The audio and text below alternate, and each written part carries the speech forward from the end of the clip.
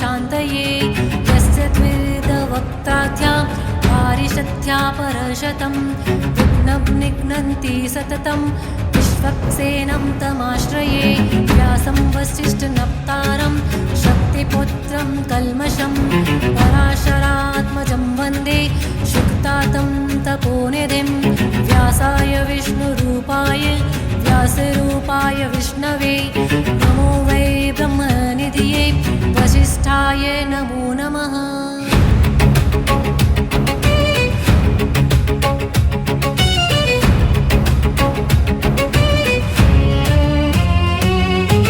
अविकाराय शुद्धाय नित्याय परमात्मने सदैकरूपरूपाय विष्णवे सर्वजिष्णवे यस्य स्मरणमात्रेण जन्मसंसारबन्धनात् विमुच्यते नमस्तस्मै विष्णवे प्रभविष्णवे ॐ नमो विष्णवे प्रभविष्णवे। श्रीवैशम्पायन उवाच श्रुत्वा धर्मानशेषेण पावनानि च सर्वशः युधिष्ठिरः शान्तनवं पुनरेवाप्य भाषत। युधिष्ठिर उवाच किमेकं देवतं लोके किं वाप्येकं परायणं स्तुवन्तः कमर्चन्तः प्राप्नुयुर्मानवा शुभं को धर्म सर्वधर्माणां भवतः परमो मतः किं जपन्मुच्यते जन्तुर्जन्म संसारबन्धनात्।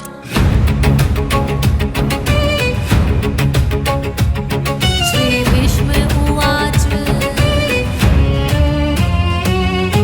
जगत्प्रभुं देवदेवमनन्तं पुरुषोत्तमं स्तुवन्नाम सहस्रेण पुरुषः सततोदितः तमेव चार्च नित्यं भक्त्या पुरुषं व्ययं ध्यायन् स्तुवन् नमस्यंश्च यजमानस्तमेव च।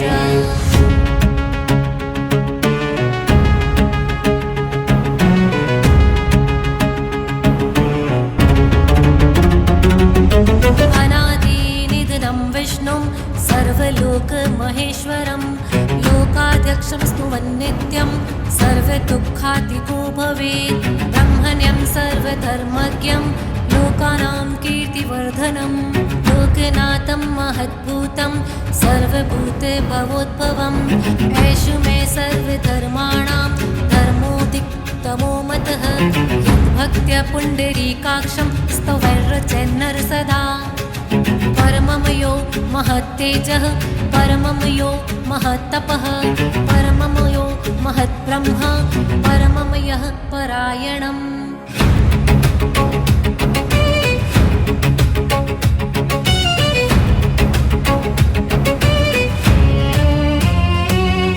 पवित्राणां पवित्रं यो मङ्गलानां च मङ्गलं देवतं देवतानां च भूतानां यो व्ययपिता यतः सर्वाणि भूतानि भवन्त्यादियुगागमे यस्मिंश्च प्रलयं यान्ति पुनरेव युगक्षये तस्य लोकप्रधानस्य जगन्नाथस्य भूपते विष्णुर्नाम सहस्रं मे शृणु पापभयापहं यानि नामानि गौणानि विख्यातानि महात्मनः ऋषिभिः परिगीतानि तानि वक्ष्यामि भूतये।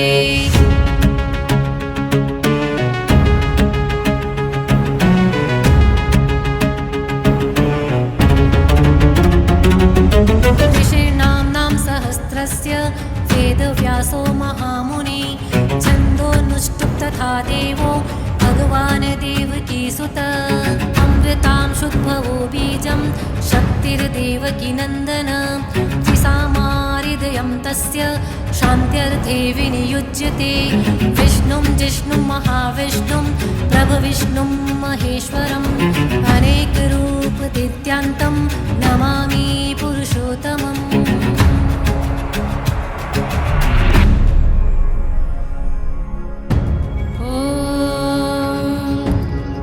अस्य श्रीविष्णुर्दिव्यसहस्रनामस्तोत्रमहामन्त्रस्य श्रीवेदव्यासो भगवान् ऋषिः अनुष्टुप् छन्दः।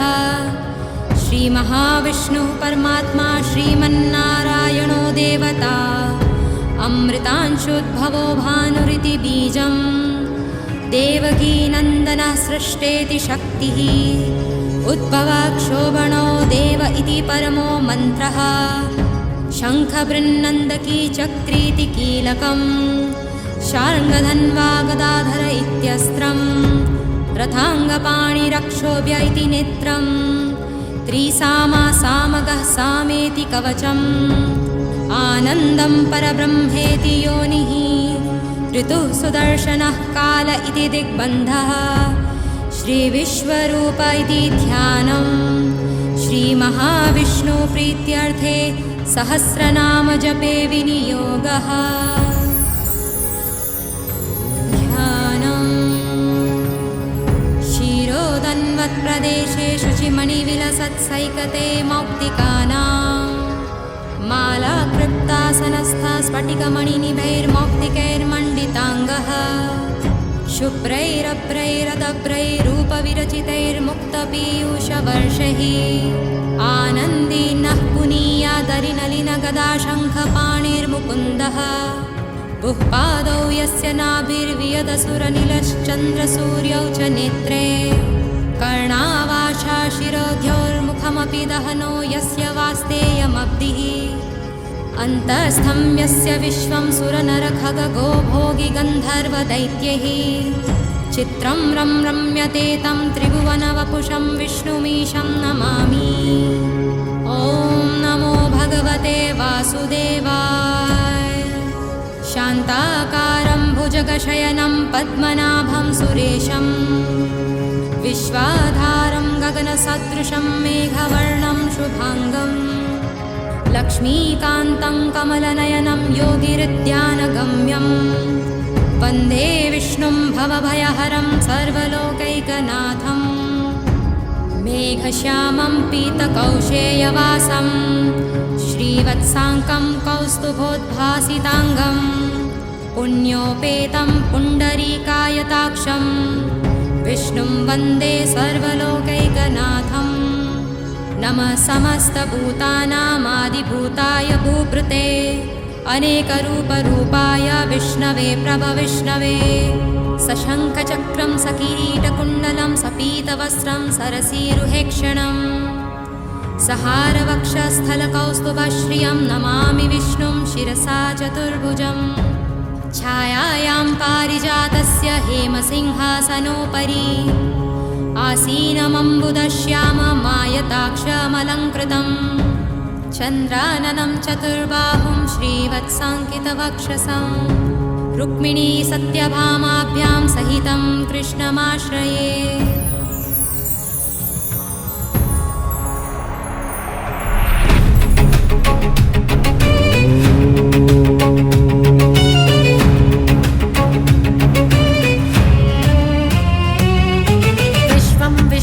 षट्कारो भूतभव्य भवत्प्रभु।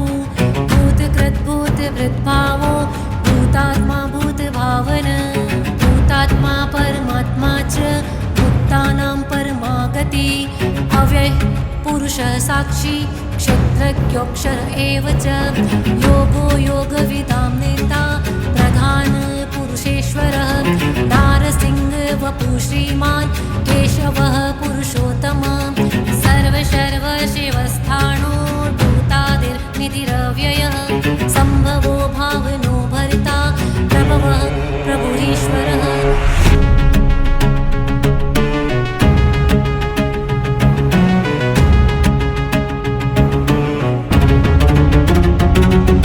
स्वयंभू शम्भुरादित्य पुष्कराक्षो महास्वनः। अनादिनिधनो धाता विधाता धातुरुत्तमः। अप्रमेयो ऋषिकेश पद्मनाभो मरप्रभु। विश्वकर्मा मनुस्त्वष्टा स्थविष्ठ स्थविरो ध्रुव। अग्राय शाश्वतो कृष्णो लोहिताक्षः प्रतर्दनः। प्रभूतैस्त्रीककुप्धाम पवित्रं मङ्गलं परम्। ईशान प्राणदः प्राणो ज्येष्ठश्रेष्ठ प्रजापति। हिरण्यगर्भो भूगर्भो माधवो मधुसूदनः।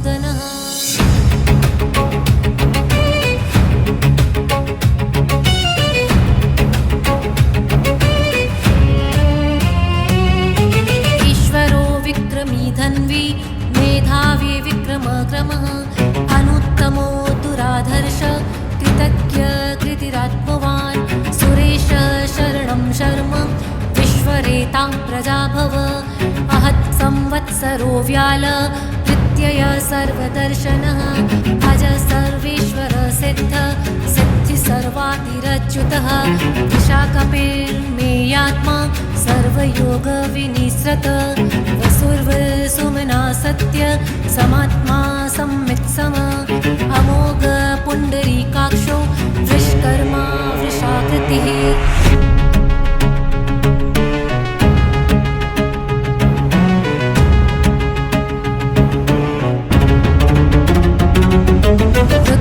बहुशिरा बभ्रुर्विश्वयोनिषु चिश्रवा अमृत शाश्वतस्थाणु वरारोहो महातपा सर्वज्ञ सर्वविद्भानुर्विश्वक्सेनो जनार्दन वेदो वेद विद्व्यङ्गो वेदाङ्गो वेदवित्कवि लोकाध्यक्ष सुराध्यक्षो धर्माध्यक्ष कृताकृतः चतुरात्मा चतुर्व्यश्च चतुर्द्रष्टश्चतुर्भुज राजिष्णुर्भोजनं भोक्ता सहिष्णुर्जगदादिज अनघो विजयो जेता विश्वयोनि पुनर्वसु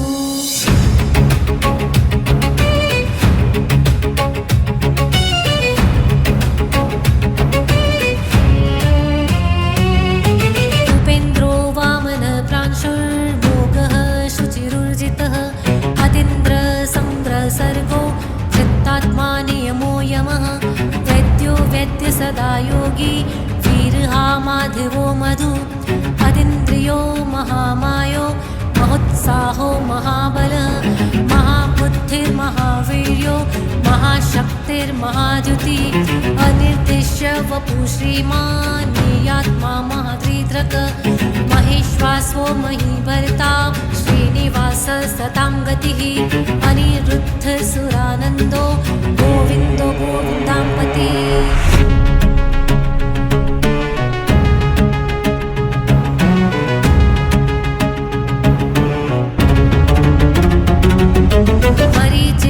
मनोहंस सुपर्णो भुजगोत्तमः हिरण्यनाभः सुतपा पद्मनाभ प्रजापति आमृत्यु सर्वदृक्सिंह सन्धाता सन्धिमान् स्थिर अजो दुर्मर्षण शास्ता विश्रुतात्मसुरारिहा गुरुतमो धाम सत्यः सत्यपराक्रमः निमिषो निमिषः सृग्वी वाचस्पतिरुदारधी अग्रणी ग्रामणी श्रीमान् न्यायो नेता समीरणः सहस्रमूर्धा विश्वात्मा सहस्राक्ष सहस्रपात्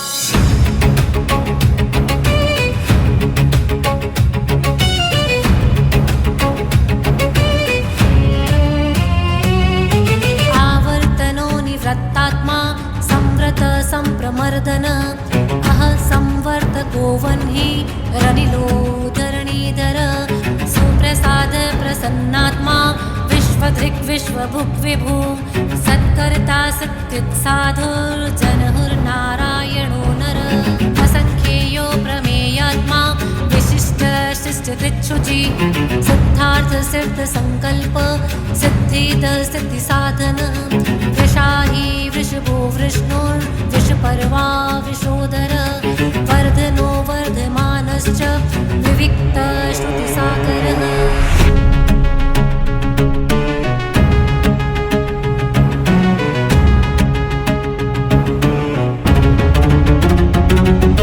सुभुजो दुर्धरो वाग्मी महेन्द्रो वसुतो वसु मेघरूपो बृहद्रूप शिपिविष्ट प्रकाशन ओजस्तेजो द्युतिधर प्रकाशात्मा प्रतापन रुद्ध स्पष्टाक्षरो मन्त्रश्चन्द्राशुर्भास्करद्युति अमृतां शुद्भवो भानु शशबिन्दु सुरेश्वर औषधं जगत सेतु सत्यधर्म पराक्रम भूतभव्य भवनाथ पवन पावनो नलः कामः कामकृतान्तः कामः कामप्रद प्रभु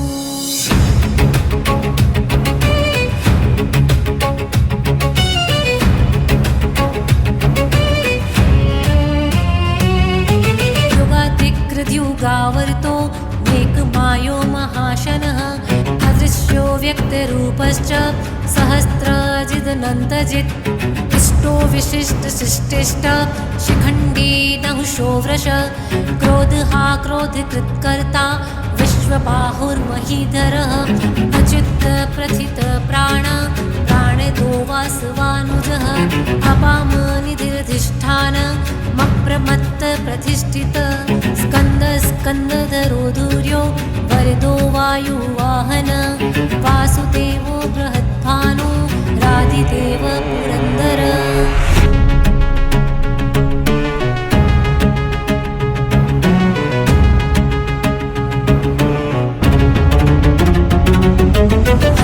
अशोकस्तारणस्तार शूरशौर्यर्जनेश्वर अनुकूलः शतावर्त पद्मनिभीक्षण पद्मनाभोरविन्दाक्ष पद्मगर्भ शरीरभृत महर्दिरिद्धो वृद्धात्मा महाक्षो गरुडध्वज अतुलः शर्भो भीम समयज्ञो हविर्हरि सर्वलक्षणलक्षण्यो लक्ष्मीवान समिति जयः भिक्षरो रोहितो मार्गो हेतुर्दामोदरसः महीधरो महाभागो वेगवान मिताशनः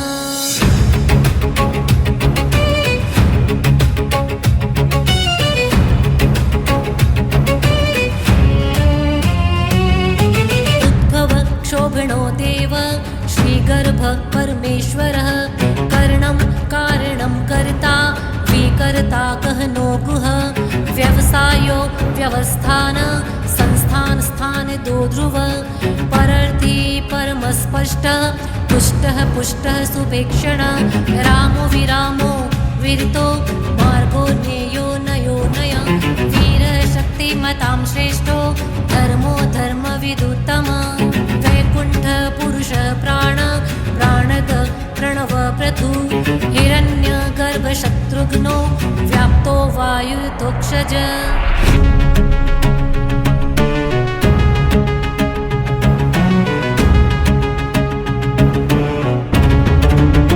ऋतुः सुदर्शनः काल परमेष्ठी परिग्रह उग्रसंवत्सरो दक्षो विश्रामो विश्वदक्षिण विस्तारस्थावरस्थाणु प्रमाणं बीजं व्ययम् अर्थो नर्थो महाकोशो महाभोगो महाधन अनिर्विण्णस्तविष्टोर्भूत् धर्मयूपो महामख नक्षत्रनेमि नक्षत्री क्षमक्षाम समीहन यज्ञ इच्यो महेज्यश्च ऋतुसत्रं सताङ्गति सर्वदर्शी विमुक्तात्मा सर्वज्ञो ज्ञानमुत्तमम्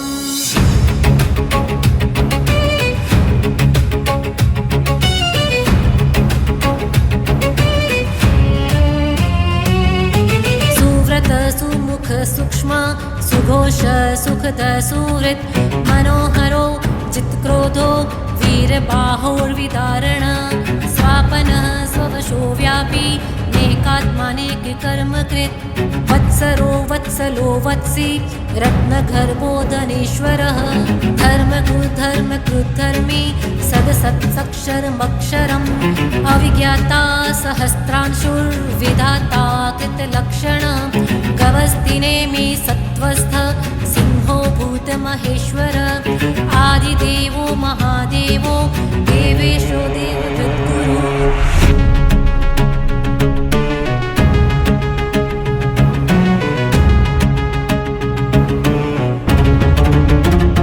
उत्तरो गोपतिर्गोप्ता ज्ञानगम्य पुरातन शरीरभूतभृद्भोक्ता कपीन्द्रो भूरि दक्षिण सोमपो मृतप सोम पुरुजित् पुरुषत्तमः विनयो जय सत्यसन्धो दाशार्ह सान्त्वतां पति जीवो विनीता साक्षी मुकुन्दो मितविक्रमः अम्भो निधिर्नन्तात्मा महोदधीशयोऽन्तक अजो महार्ह स्वाभाव्यो चितामित्र प्रमोदन आनन्दो नन्दनो नन्द सत्यधर्मा त्रिविक्रम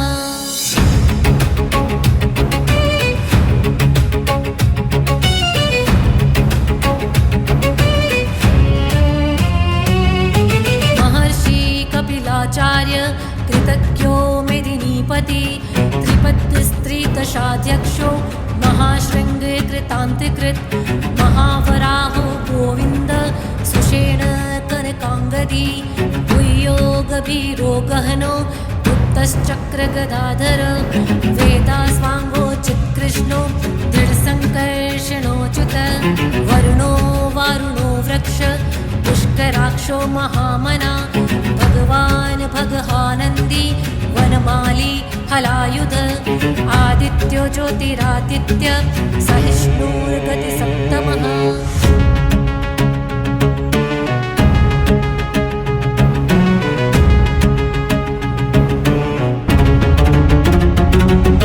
सुधन्वा खण्ड परशुर दारुणो द्रविणप्रद दिवस्प्रक् सर्वदृग्व्यासो वाचस्पतिरयो निज सामा सामग साम निर्वाणं भेषजं भीषक् संन्यासकृच्छमः शान्तो निष्ठा शान्तिपरायणं शुभाङ्ग शान्तिदसृष्टा कुमुद कुवलेशय गोहितो गोप्तिर्गोप्ता वृषभाक्षो वृषप्रिय अनिवर्ती निवृत्तात्मा संक्षिप्ताक्षें प्रच्छिव श्रीवत्सवक्ष श्रीवास श्रीप्रति श्रीमताम्बरः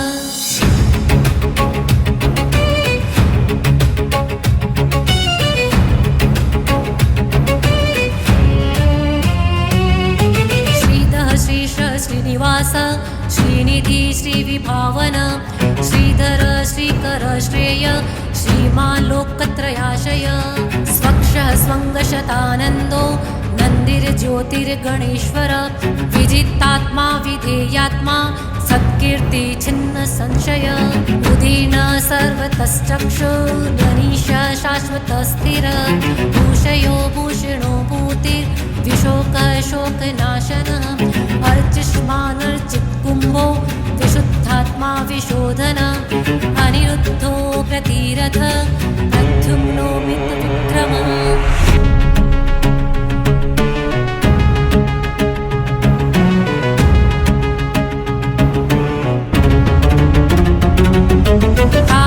कालनेमिनिहावीर शौरिशूरजनेश्वर त्रिलोकात्मा त्रिलोकेश केशवः केशिहा हरि कामदेवः कामपाल कामिकान्तकृतागम अनिर्देश्य वपुर्विष्णुर्वीरोऽनन्तो धनञ्जय ब्रह्मण्यो ब्रह्मकृत् ब्रह्मा ब्रह्म ब्रह्म विवर्धन ब्रह्मविद् ब्राह्मणो ब्रह्मी ब्रह्मज्ञो ब्राह्मणप्रिय महाक्रमो महाकर्म महातेजा महोरग महारितुर्महायज्व महायज्ञो महाहवी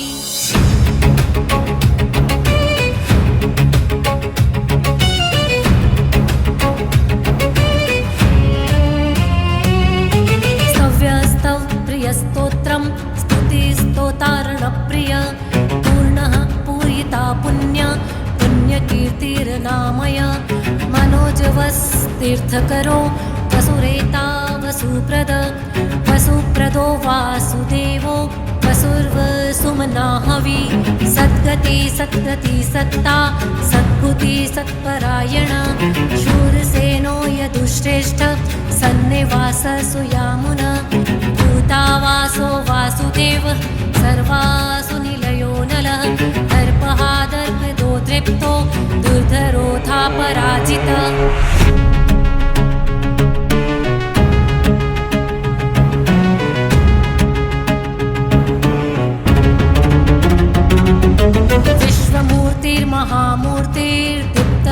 विश्वमूर्तिर्महामूर्तिर्दीप्तमूर्तिर्मूर्तिमान् अनेकमूर्तिरव्यक्त शतमूर्तिशतानन एकोनेकसः किं यतत्पदमुत्तमं लोकबन्धुर्लोकनाथो माधवो भक्तवत्सल सुवर्णवर्णो हेमाङ्गो वराङ्गश्चन्दनागन्धी वीरहाविषमः शून्यो घृताशीरजलश्चल अमानीमानदो मान्यो लोकस्वामीति लोकधृत् सुमेधा मेधिजो धन्य सत्यमेधाधराधर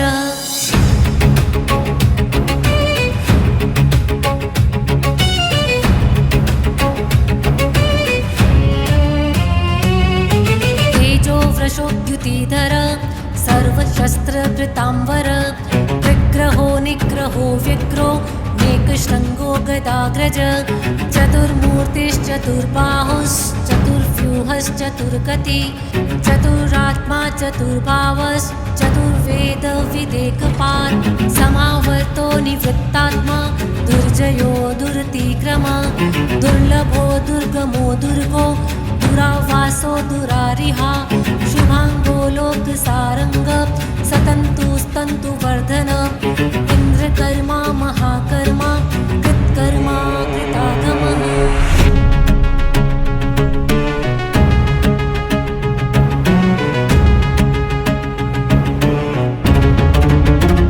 उद्भव सुन्दर सुन्दो रत्ननाभ सुलोचन अर्कोवाजसन शृङ्गी जयन्त सर्वविजयी सुवर्ण बिन्दुरक्षोभ्य सर्ववागीश्वरेश्वर महारिदो महागर्तो महाभूतो महानिधि कुमुदः कुन्दर कुन्द पर्जन्य पावनो नील अमृताशो मृतवपु सर्वज्ञ सर्वतोमुख सुलभ सुव्रत सिद्ध शत्रुजित् शत्रुतापन न्यक्रोधो दुम्बरो स्वद्धश्चाणुरान्ध्र निषूदन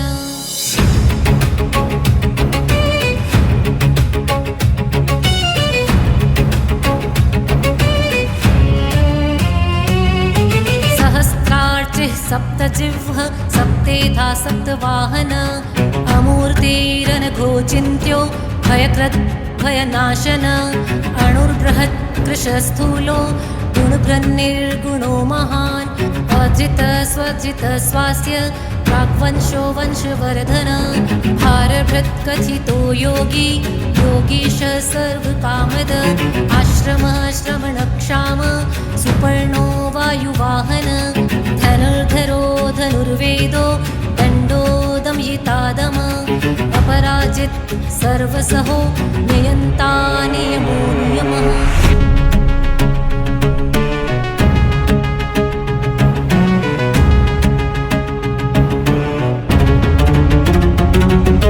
सत्त्ववान् सात्विक सत्य सत्य धर्मपरायणः अभिप्राय प्रियार्होर्ह प्रियकृत् प्रीतिवर्धन विहाय सगतिर्ज्योति सुरुचिर्हुतभुग्विभो रविर्विरोचनः सूर्य सविता रविलोचन अनन्तो हुतभुग्भोक्ता सुखदोर्मेकजोग्रजः अनिर्विणः सदामर्षि लोकाधिष्ठानमद्भुत सनातनतमः कपिल कपिरव्यय स्वस्तित स्वस्तिकृत् स्वस्ति स्वस्ति भुक् स्वस्ति दक्षिण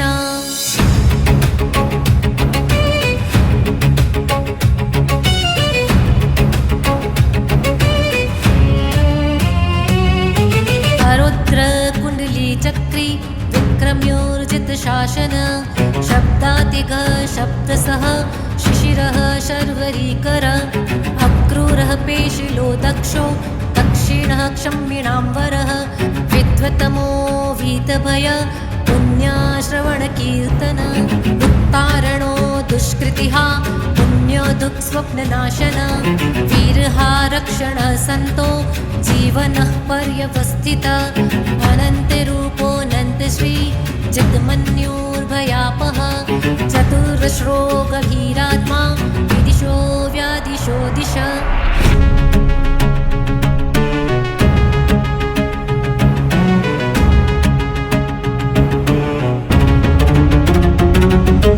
अनादिर्भूर्भुवो लक्ष्मी सुवीरो रुचिराङ्गद जननो जन्म जन्मादिर्भीमो भीमपराक्रम आधारनीलयोधाता पुष्पहास प्रजागर ऊर्ध्वग सत्पथाचार प्राणदः प्रणवः पण प्रमाणं प्राणनिलय प्राणभृत् प्राणजीवन तत्त्वं तत्त्वविदेकात्मा जन्म मृत्युजरातिक भूर्भुवः स्वस्तरुस्तार सविता प्रपितामह यज्ञो यज्ञपतिर्यज्वा यज्ञाङ्गो यज्ञवाहन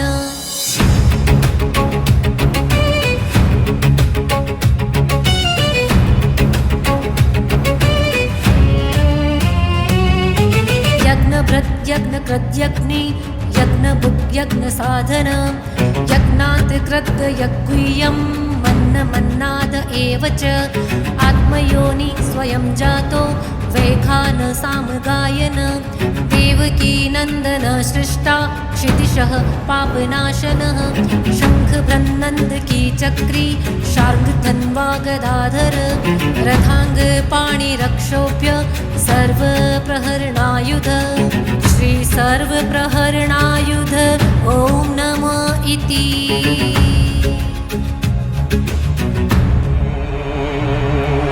वनमाली गदीश्राङ्गी शङ्खी चक्री च नन्दकी श्रीमन्नारायणो विष्णुर्वासुदेवोऽभिरक्षतु श्रीवासुदेवोऽभिरक्षतु ॐ नमः इति।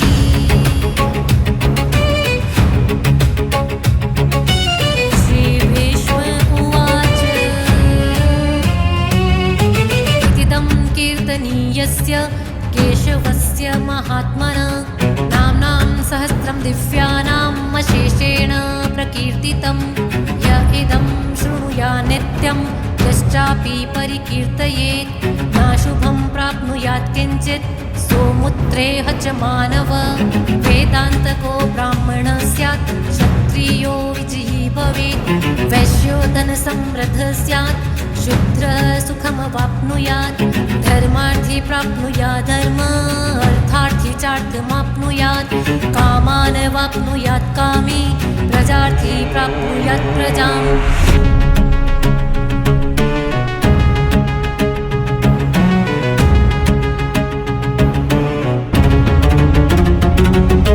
भक्तिमान्य सदोत्थाय शुचिस्तद्गतमानस सहस्रं वासुदेवस्य नाम्नमेतत् प्रकीर्तयेत् यशः प्राप्नोति विपुलं याति प्राधान्यमेव च अचलां श्रेयमाप्नोति श्रेये प्राप्नोत्यनुत्तमं न भयं क्वचिदाप्नोति वीर्यं तेजस्स विन्दति भवत्यरोगो द्युतिमान् बलरूपगुणान्वित रोगार्तो मुच्यते रोगात् बद्धो मुच्येत बन्धनात् भयानमुच्येत भीतस्तु मुच्येतापन आपद।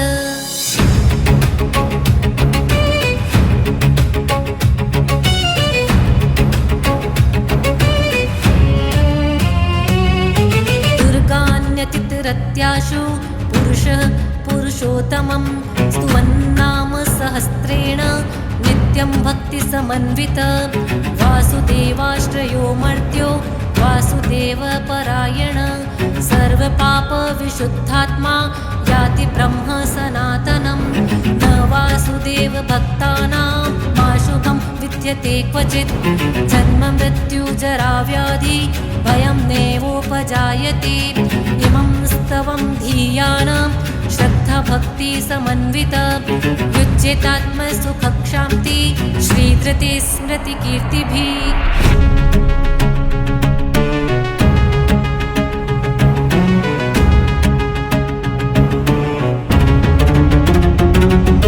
न क्रोधो न च मात्सर्य न लोभो न शुभामति भवन्ति कृतपुण्यानां भक्तानां पुरुषोत्तमे ध्योस चन्द्रार्कनक्षत्रा खं दिशो भूर्महोदधि वासुदेवस्य वीर्येण विधृतानि महात्मनः ससुरासुरगन्धर्व सयक्षोरगराक्षसं जगद्वशे वर्ततेदं कृष्णस्य च चराचरम् इन्द्रियाणि मनोबुद्धि सत्त्वं तेजोबलं धृति वासुदेवात्मकान्याहुः क्षेत्रं क्षेत्रज्ञ एव च।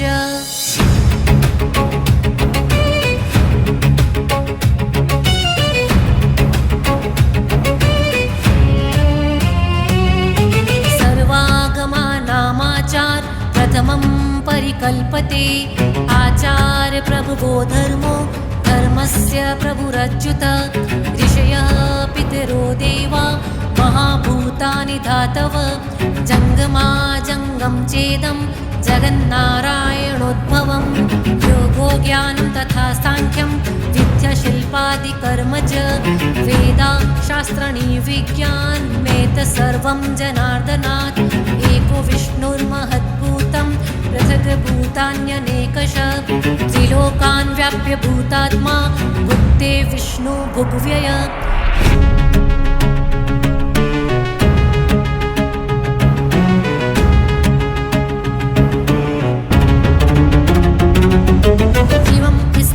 भगवतो विष्णोर्व्यासेन कीर्तितं पठेद्य इच्छेत पुरुष श्रेयः प्राप्तुं सुखानि च विश्वेश्वरं मजं देवं जगत प्रभुमव्ययं भजन्ति ये पुष्कराक्षं न ते यान्ति पराभवं न ते यान्ति पराभवम् ॐ नमो इति अर्जुन उवाच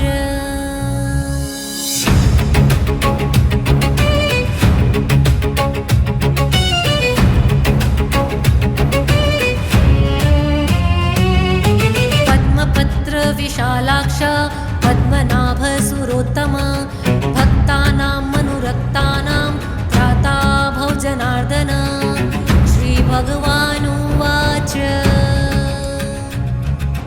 यो मामनां सहस्रेण स्तोतुमिच्छति पाण्डव सोऽहमेकेन श्लोकेन स्तुत एव न संशय स्तुत एव न संशय ॐ नमः व्यासुवाच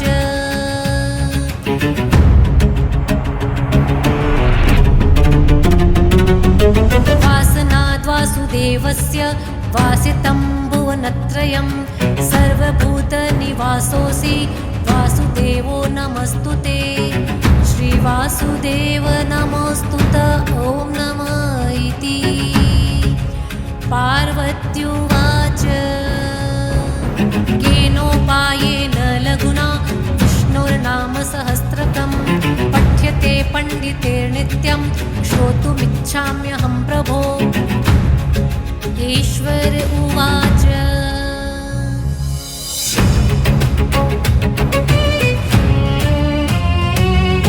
श्रीराम राम रामेति रमे रामे मनोरमे सहस्रनाम तत्तुल्यं राम नाम वरानने श्रीराम राम रामेति रमे रामे मनोरमे सहस्रनाम तत्तुल्यं राम नाम वरानने श्रीराम राम रामेति रमे रामे मनोरमे सहस्रनाम तत्तुल्यं राम नाम वरानने श्रीराम नाम वरानन ॐ नमः इति ब्रह्मोवाच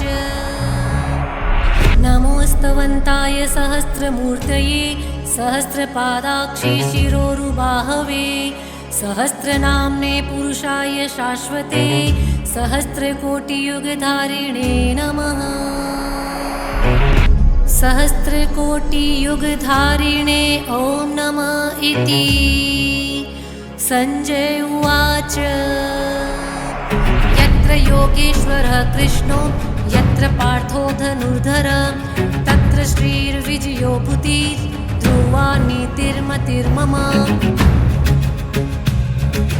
श्रीभगवान् उवाच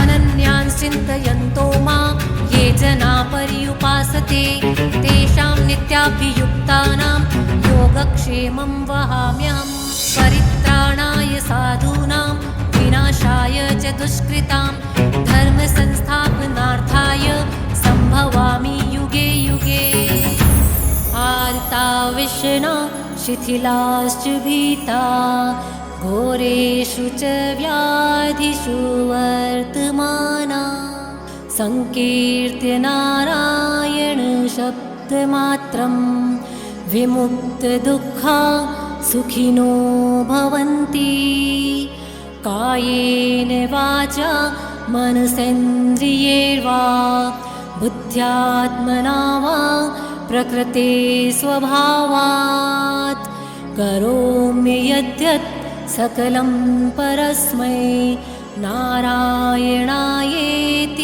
समर्पयामि। इति श्रीविष्णुसहस्रनामस्तोत्रम् समाप्तम्।